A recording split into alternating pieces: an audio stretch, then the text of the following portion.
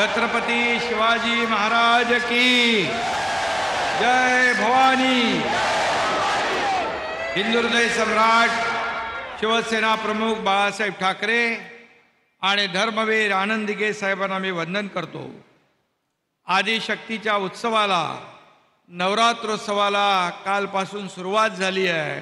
या पवित्र मुहूर्तावर आज आपल्या ठाण्यात देशाचे यशस्वी आणि कर्तृत्ववान प्रधानमंत्री, जगात सगळ्यात नंबर 1 ची लोकप्रियता लाभलेले प्रधानमंत्री आदरणीय नरेंद्र मोदीजी हे ठाण्यात आलेत। मी तुम्हा ठाणेकरांच्या वतीने त्यांचं मनापासून स्वागत करतो। खरं म्हणजे आजच्या या कार्यक्रमाला आपले लोकप्रिय उपमुख्यमंत्री आदरणीय महामहिम राज्यपाल या ठिकाणी आहेत, दोन्ही उपमुख्यमंत्री आहेत, सर्व मंत्रिमंडळातील आमचे सहकारी आहेत आणि तमाम ठाणेकर माता भगिनी आणि पत्रकार मित्रांनो, खरं म्हणजे मगाशी देवेंद्रजींनी उल्लेख केला आहे तरी सुद्धा संपूर्ण महाराष्ट्रातल्या नव्हे तर जगभरातल्या मराठी माणसांकडून मी आदरणीय प्रधानमंत्री महोदयांचं अभिनंदन करतो। कारण मोदीजी अमृताहून गोड असलेल्या मराठी भाषेला आपण अभिजात भाषेचा दर्जा देण्याचा ऐतिहासिक निर्णय घेतला। संपूर्ण महाराष्ट्राच्या वतीने मी पुन्हा मनापासून धन्यवाद देतो।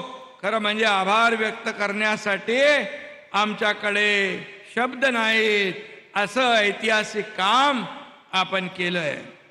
आज नवरात्रोत्सवामध्येच महिला सशक्तीकरणाचा सोहळा या ठिकाणी पार पडतोय। आज आशीर्वाद देण्यासाठी आदिशक्तीचा महासागर इथं उसळला आहे। देशातल्या आपल्या सर्वात मोठ्या भावाला म्हणजेच मोदीजींना भेटण्याची संधी तुम्हा सर्व लाडक्या बहिणींना आज भेटलेली आहे। एकाच वेळी किती चांगले योग येतात ते आपण पहा। आजचा दिवस ठाणेकरांसाठी स्वर्णाक्षरांनी लिहून ठेवण्यासारखा आहे। ठाणे को तालाबों का शहर कहा जाता है। तालाबों के शहर में यहाँ मैं जनता का जो सैलाब देख रहा हूँ वह मोदी जी आपके कारण आया है, क्योंकि विकास पुरुष मोदी जी, विश्व नेता मोदी जी, दृढ़ता और संकल्प का दूसरा नाम मोदी जी। मोदी जी को मैंने कभी आराम करते हुए नहीं देखा है, आपने भी नहीं देखा है, देश ने भी नहीं देखा है। मोदी जी को कभी चिंता में डूबा हुआ किसी ने नहीं दिखा है। मोदी जी सिर्फ और सिर्फ विश्व गुरु भारत का सपना देखते हैं और इसलिए मोदी जी सिर्फ गति तथा प्रगति की बात करते हैं। और इसीलिए प्रधानमंत्री जी आपके इस दृढ़ता व संकल्प के कारण आज यहाँ ऐतिहासिक विकास कामों की परियोजनाओं की नींव रखी जा रही है। विकास आणि विश्वास ही मोदीजींची दोन रूपं आहेत। मोदीजींच्या शुभ हस्ते महत्वाकांक्षी कामाचं भूमिपूजन होत आहे। मुंबई, ठाणे आणि रायगडसाठी आजचा दिवस खूप महत्त्वाचा आहे। इंटरनल मेट्रो होते 29 किलोमीटरची, ठाण्याची वाहतूक कोंडी दूर होती आहे। ठाणे महापालिकेच्या आयकॉनिक बिल्डिंग इमारतीचा पायाभरणी होती आहे। सध्याच्या फ्रीवेला खेडानगर ते ठाण्यापर्यंत आपण आणतोय।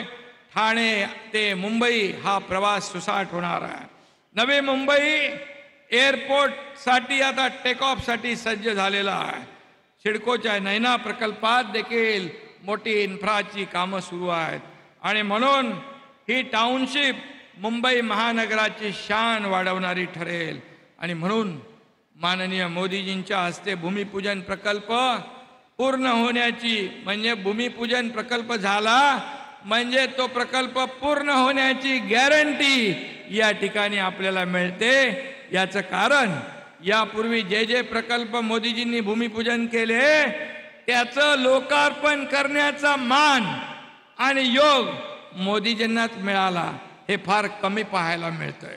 आणि म्हणून आज या लोकार्पणाला देखील मोदी साहेबांचे हात या ठिकाणी लाभतील यात माझ्या मनात कुठलीही शंका नाही. आणि आजचा सर्वात महत्त्वाचा आणि दृष्ट लागण्यासारखा लोकार्पण म्हणजे मुंबई मेट्रो 3चा पहिला टप्पा. त्याचं उदाहरण देवेंद्रजींनी दिलेलं आहे. महाआघाडी सरकारच्या बालहट्टामुळे हे काम बंद पाडलं, त्याची चौकशी लावा म्हणाले. मी काय चौकशी लावली नाही, नाही तर आता हा कार्यक्रमच झाला नसता. आणि म्हणून त्यांचा आग्रह होता की खऱ्या अर्थाने ही विकास कामं बंद करणं, अटल सेतू, समृद्धी, कोस्टल, किती प्रकल्प, मेट्रो, कारशेड सगळ्यामध्ये स्टे दिला. परंतु 2 वर्षापूर्वी 2 साल पहले इनका हम लोगों ने टांगा पलटी कर दिया और इसीलिए ये प्रकल्प आज आगे बढ़ रहे हैं. आणि म्हणून आज मी मुंबईकर, ठाणेकर सगळेच खुश आहेत. 20 लाख मुंबईकर, ठाणेकर या मेट्रोतून प्रवास करतील. हा प्रकल्प पूर्ण करण्यात खऱ्या अर्थाने सहभाग असलेल्या प्रत्येकाचं मी अभिनंदन करतो.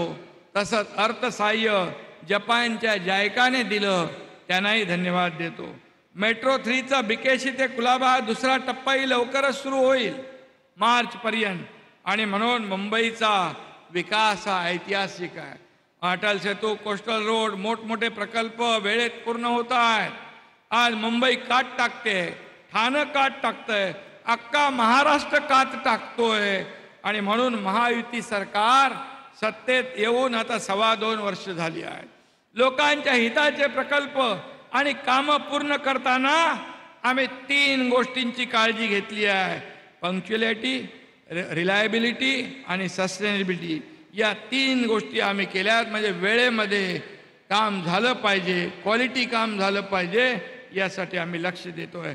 त्यामुळे राज्यातल्या जनतेने आमच्यावर, महायुतीवर विश्वास दाखवला आहे. आमचं सरकार आता लाडकं सरकार झालंय. तिकडे लाडके भाऊ समोर कुठंतरी लिहिलेलं आहे. आणि म्हणून 2.5 वर्षातली महाविकास आघाडीची कामं आपण बघा आणि 2.25 वर्षातलं आपल्या महायुतीचं काम बघा. आणि सिंचनापासून ते इन्फ्रास्ट्रक्चर पर्यंत, उद्योगापासून ते महिला सक्षमीकरणापर्यंत, तरुणांपासून ते ज्येष्ठांपर्यंत, परदेशी गुंतवणुकीपासून अगदी झोपडपट्टी पुनर्विकासापर्यंत प्रत्येक क्षेत्रात महाराष्ट्र आज नंबर 1 ला आहे. हा आपला अभिमान आहे. आणि म्हणून त्याने 2.5 वर्ष आणि आमची 2.25 वर्ष याचा मांडा हिशोब दूध का दूध पाणी का पाणी होऊन जाऊ द्या. खरं म्हणजे कोविड रुग्णांची खिचडी खाणारे आम्ही नाही. गोरगरिबांचे अश्रू पुसणारे, त्यांच्या चेहऱ्यावर आनंद निर्माण करणारं आपलं गोरगरिबांचं सरकार आहे. देशाच्या स्वातंत्र्यानंतरची मुंबईची सर्वात मोठी डेव्हलपमेंट होती आहे. खरं म्हणजे ठाणे हे विकासाचं खणखणीत नाणं आहे. ठाणे जिल्ह्याचं इकॉनॉमीतलं योगदान $48 बिलियन आहे. 2030 पर्यंत ते $150 बिलियन इतकं नक्की गेल्याशिवाय राहणार नाही. मुंबईचं जागतिक आर्थिक केंद्राचं स्वप्न आता दूर नाही.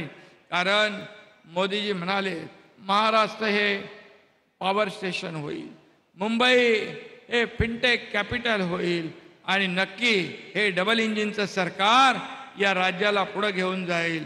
नीती आयोग आम्हाला मुंबईच्या टोटल ट्रान्सफॉर्मेशनसाठी मदत आणि मार्गदर्शन करतोय. MMRDA आणि वर्ल्ड इकॉनॉमिक फोरममध्ये MOU झाला आहे. हे देखील फार मोठी अचीवमेंट आहे. आणि म्हणून एवढी डोंगरा एवढी कामं उभे राहत असताना विरोधक रोज आरोप, शिव्याशाप, त्यांच्याकडे दुसरं काही नाही. पण आम्ही नेहमी सांगतो तुमच्या आरोपांना आम्ही आरोपाने नाही कामातून उत्तर देऊ. आणि ते काम आपलं सरकार या ठिकाणी करतंय. देवी दुर्गा आणि माझ्या समोर बसलेल्या साक्षात दुर्गा या असुरांचा नक्की संहार करतील यात माझ्या मनात कोणतीही शंका नाही. आणि म्हणून मी आदरणीय प्रधानमंत्री महोदयांचं अभिनंदन यासाठी करीन की त्यांची अमेरिका यात्रा जी झाली त्यामध्ये टेक्नोलॉजी, व्यापार, त्याच्यामध्ये इन्वेस्टमेंट को लेकर चर्चा हुई. सेमीकंडक्टर, डिफेंस जैसे विभिन्न विषयों पर एमओयू किए गए. महाराष्ट्र में भी इसकी शुरुआत हुई है. नवी मुंबई में सेमीकंडक्टर का काम शुरू हुआ है. दावोस में 5 लाख से ज़्यादा एमओयू हुए हैं. लगभग 70% का काम शुरू हुआ है. ये केवल आपके गारंटी के वजह से हुआ है, ये इसका मुझे पूरा विश्वास है. और इसलिए मोदी जी के प्रयास से ये साथ और मजबूत होगा ऐसा विश्वास है. रोजगार के नए अवसर पैदा होंगे, औद्योगिक प्रगति को बल मिलेगा.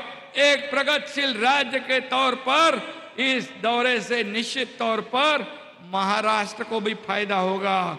आज जाते जाते मैं सिर्फ इतना ही कहूंगा, मोदी जी आपके नेतृत्व में शिखर पर है राष्ट्र. मोदी जी आपके नेतृत्व में शिखर पर है राष्ट्र. देश का गौरव बढ़ाने के लिए सदा साथ रहेगा महाराष्ट्र. धन्यवाद. जय हिंद, जय महाराष्ट्र.